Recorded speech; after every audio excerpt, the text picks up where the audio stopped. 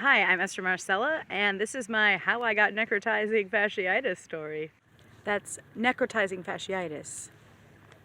Necrotizing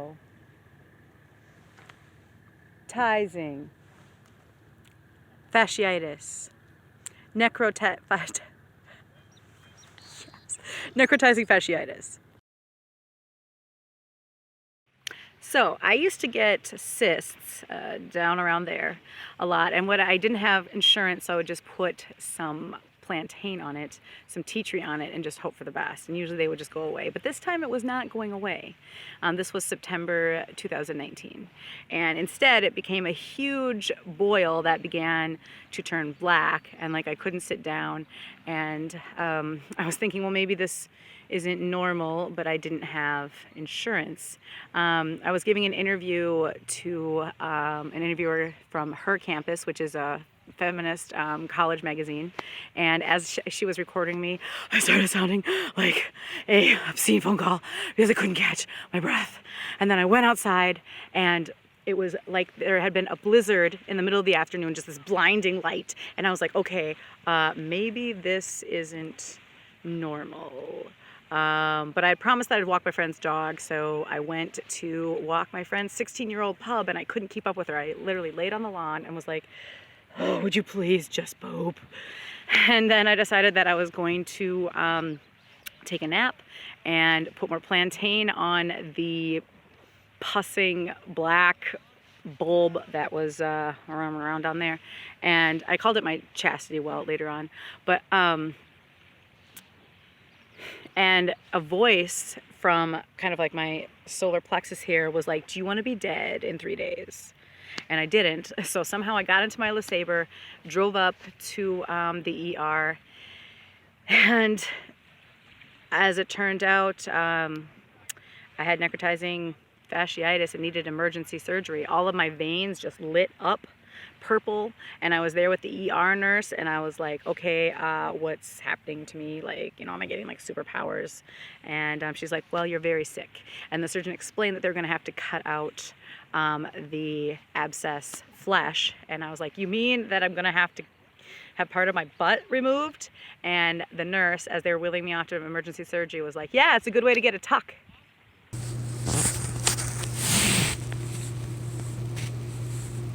All right, I'm here at the unofficial but popular start of the Superior Hiking Trail. The Superior Hiking Trail is a 300-mile trail that starts in the Wisconsin-Minnesota border and goes up to the Canadian border. And I just want you to make note that a place called Grand Portage, which is a state park, this really beautiful waterfall, is also on the Canadian border. And I wanted to hike this footpath last September, but some stuff happened.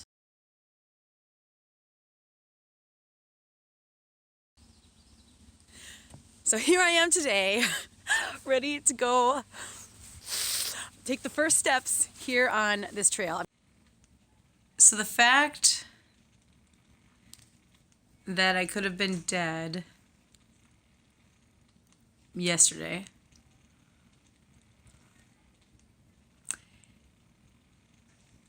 I feel like now I really can be what I'm meant to be.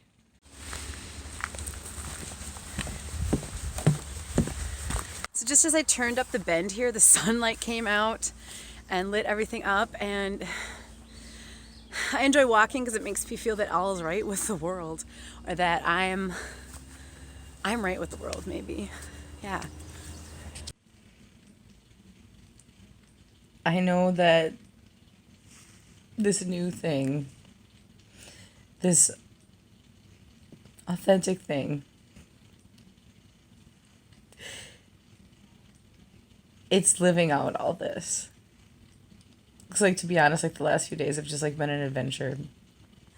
I've been on other sections of this, and just like right now, it just feels, if you can see, it just feels like I am like being held with the, like when the trail's narrow like this, it just feels like I'm being held. And see, that's the thing about the trail, it gives you space and it holds you. It's like that Air Supply song, I know when to pull you closer and I know when to let you loose. Basically, two nurses, there was like some feces in my wound. My wound is in like my groin area. So these two women were like holding my legs open, really trying to get that wound cleaned.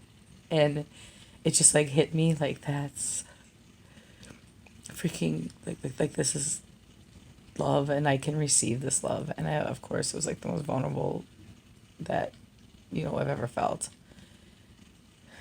Would I rather be vulnerable alone in the wilderness? Yes. But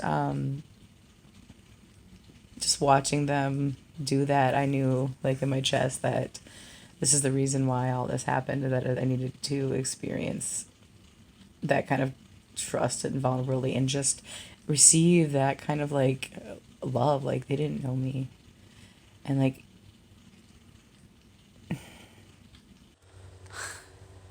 I can't even say how happy I am to be just on this section. Like, oh my gosh, it's these wood. Okay, these are like what I've seen when I was researching this trail. Like, in the hospital still, waiting for the nurse to come in and clean my wound. And it's funny because I was just thinking like, I'm gonna have this deformity and I still love me.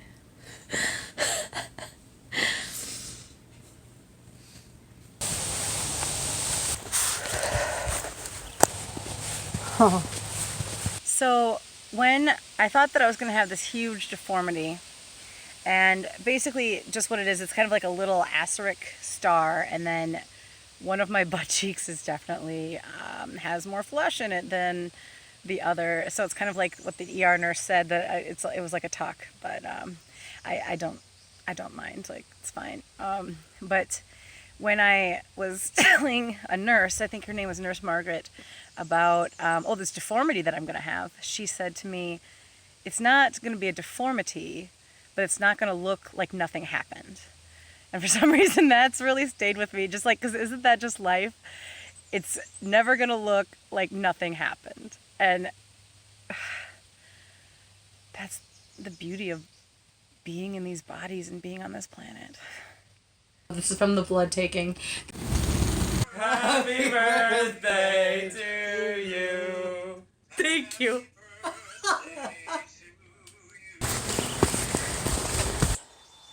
What I like about birch trees is that, when they're young, they're white like this, and then they change. Like they change. Like they lose that whiteness. They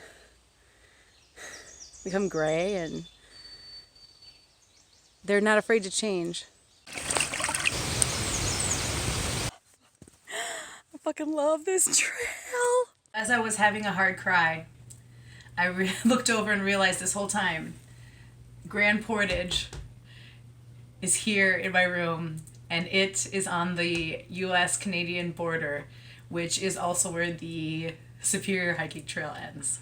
I was wondering if it's going to stop being shy and start being itself again. I'm glad that it's comfortable with me enough to be itself again. Something that didn't make it into the first I Am the Moment was me climbing up all those rocks.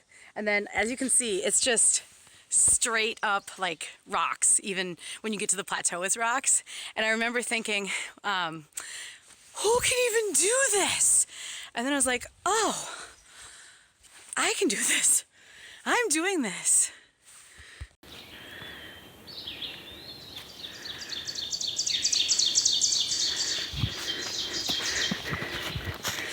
So I actually belong to a group on Facebook of people who have survived necrotizing fasciitis. I'm going to say, like, not everybody, reacts the same way, but for me, necrotizing fasciitis was a great teacher of unconditional love and just affirmed my wanting to be on this planet. And I send love to anyone who has survived.